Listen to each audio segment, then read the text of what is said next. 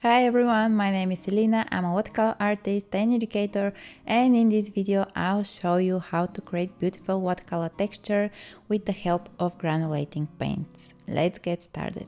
Here are the materials I'll use today. The paper is from the 500 series Ready Cut Watercolor paper by Strathmore. It is 100% cotton and 300 GSM. This one is 8 by 10 inches and I've already taped it to the board that comes with the package using paper tape. This will keep it in place and prevent it from buckling. I also already did the sketch, and if you want to follow along you can pause here and copy it. The paints I'll be using are the new MaimeriBlu landscape theme sets. This one is the Venice set. It contains 6 beautiful and very rich colors. All of them are single pigmented and have excellent light fastness. I've already squeezed a small amount of each onto my ceramic palette. My brushes are by Princeton. The flat wad is from their Neptune series and the others are from the Aqua Elite series. It's a very nice set of brushes, basically all you need to create a full painting. Let me just spray my paints with some clean water to activate them. I also have 2 jars of water, a cotton towel and a paper towel, and that's all I'll be using today. Let's start painting. I start by wetting the paper. I go around the door and window, and I also go around the boat. I will place my paper tape below my board to create a slope. This way the water will flow down instead of creating puddles on the paper surface. If water goes over the areas we want to protect, you can soak it up with the paper towel. I make sure my paper is very well moistened. This will allow me to work wet and wet for longer. While the paper is soaking up the water, I can prepare my mixes. For the exposed brick part of the wall, I will mix together Pyrrole Orange and Permanent Mother Deep.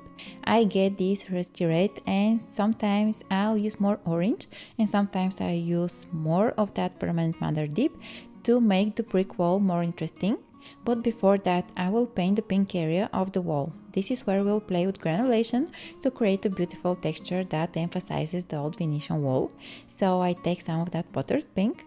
This color is granulating, as is the blue in this set, cerulean blue. At first, I'll use it diluted with water. I add some spots with it, and you can immediately notice that the pigment particles are large, which instantly gives a beautiful texture to the wall. I add more spots, leaving some white spaces here and there. I also added a bit of quinacridone red to the mix just to make it more interesting. I continue adding the spots, going around the window and door. I found that the best way to take advantage of granulating colors is to first use them on wet paper in a diluted form, then take more concentrated pigment and drop it onto the still wet surface. Now the effect is even more pronounced. It's important to work wet and wet, this way the larger particles that give the paint the granulation can settle on their own in the depths of the paper's texture. And speaking of paper, the more pronounced the texture, the more visible the granulating effect will be, so it will be more noticeable on rough paper compared to cold press and will be less pronounced on hot press paper. I go over the areas where the paint has peeled, exposing the brick wall underneath. Once you drop the paint, leave it be, don't go over it with your brush, just let the watercolor do the work.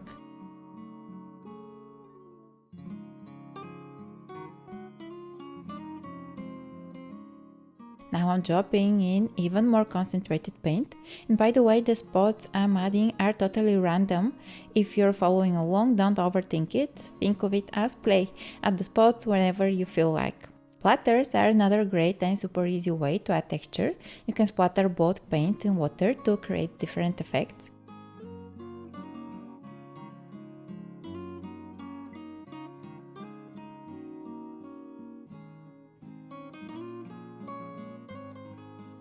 Now let's go back to the orange mix we created earlier. With that, I'll cover the areas where the plaster has peeled off.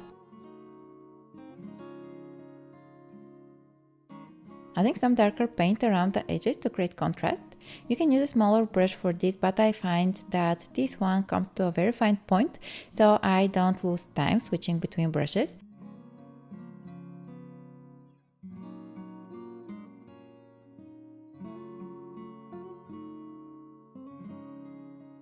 Here on this side as well.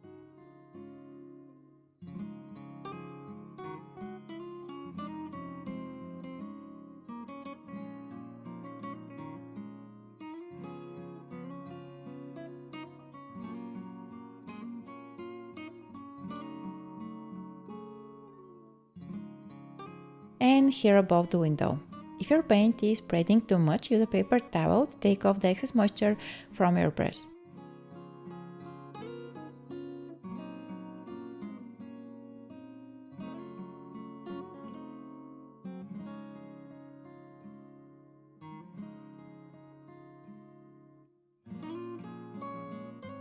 Now let's mix the darker brown by combining Permanent Matter Deep and Cerulean Blue. I'll use it to cover the area that is close to the water, carefully going around the boat.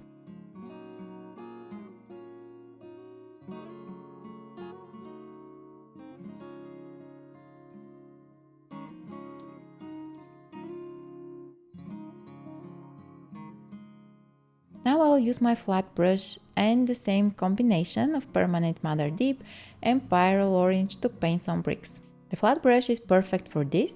Sometimes I pick up darker paint. This will make the bricks more interesting. You can add as many or as few as you want. It's not necessary to fill the entire area. Just a few for suggestion will also work.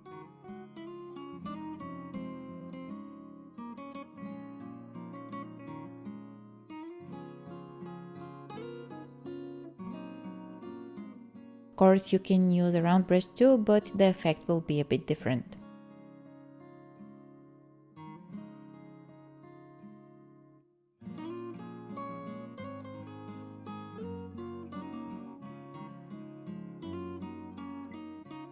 I'll go back to that brown now, increasing the contrast by adding a thin shadow here.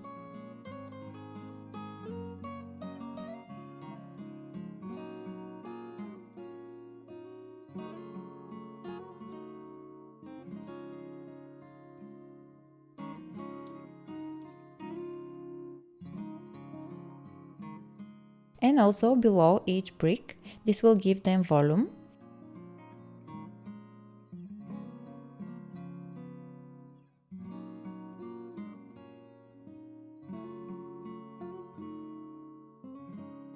A thin shadow around the window and door as well.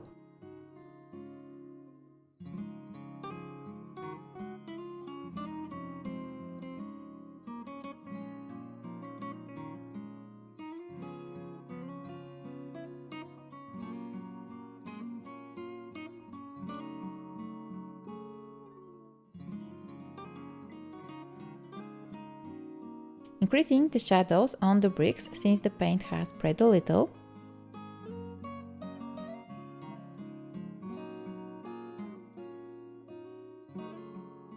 And finally, before leaving it to dry, let's paint the water. I will mix cerulean blue and Indian yellow to get this beautiful cobalt green color. I add it around the boat and its reflection.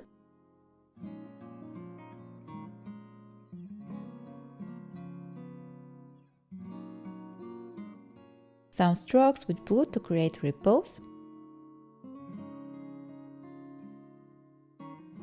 Blending the area together with the wall for a seamless transition. I add some Permanent Matter Deep to that green mix to create an even darker brown, which I'll use to add a few darker lines here. Some splatters, and now let's leave it to dry. My painting is now dry and I will use the flat brush to soften the hard edges. This step is completely optional. I just love when objects have softer transitions instead of harsh borders. I use a clean damp brush and scrub it over the hard edge until it softens, then blot with a clean napkin. I rotate my paper to make this process easier. Depending on your paint and paper, you might need a stiffer brush and scrub harder to get the desired result.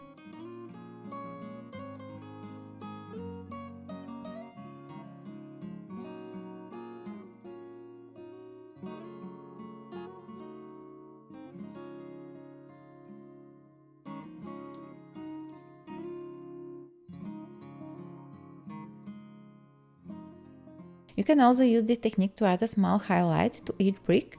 This will really make them look three-dimensional.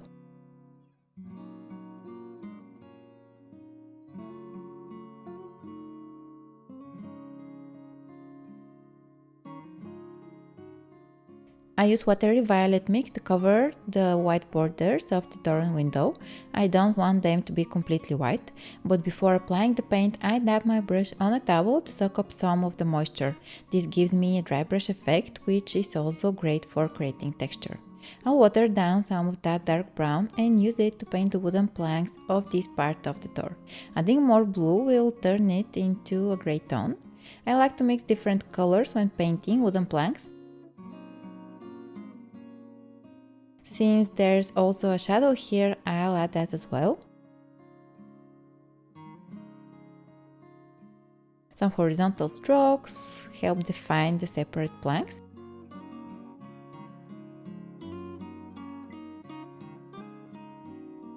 Along with a few smudges of color here and there. For the other part of the door, I mix a watery blue and add some of that diluted brown. Why not a touch of orange too? After all, Venice is a colorful city. Adding yellow to the blue gives me this dusty green.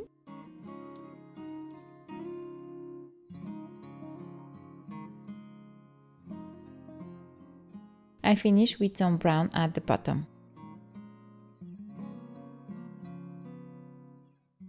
Now I'm ready for the thin shadows.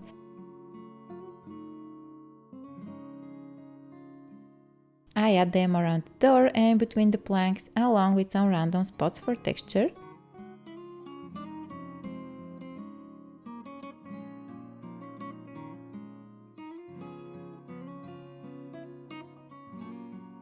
For the window, I start by covering it with the diluted reddish brown mix.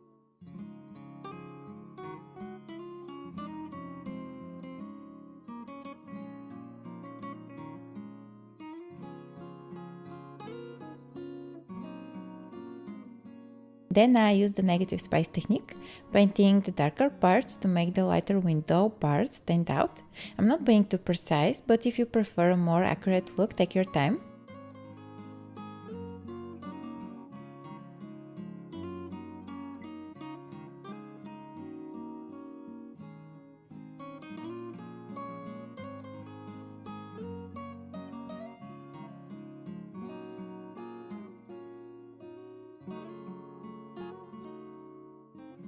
I soften the edges with a down brush similar to how I did earlier with the flat brush to create a more natural effect.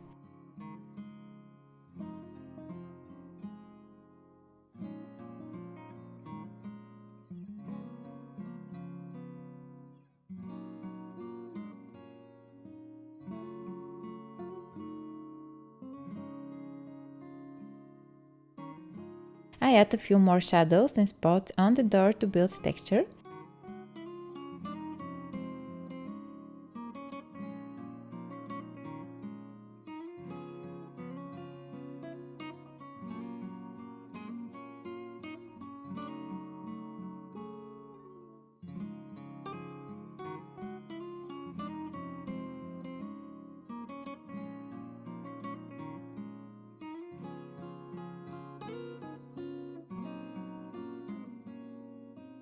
Then I go back in with the flat brush to create highlights on the planks, just like I did with the bricks.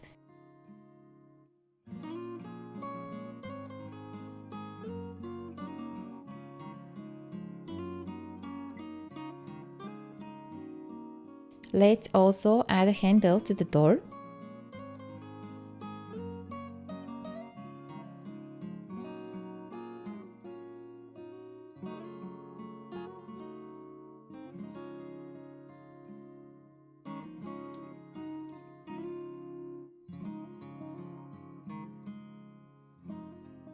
Finally, I quickly paint the boat using the wet and wet technique to create blurry, undefined edges. Since our main focus is the wall with its door and window, I'll keep the boat loose and less detailed.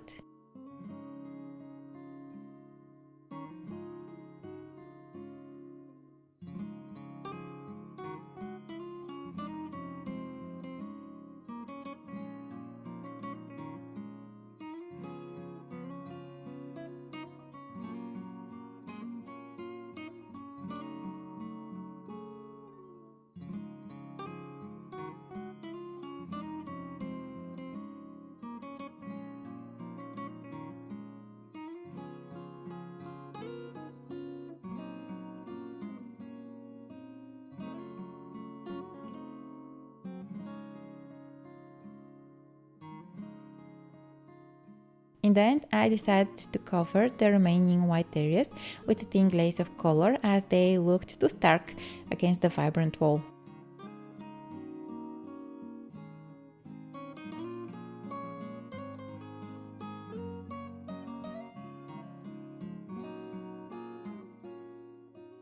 And here it is, our colorful Venice scenery is complete.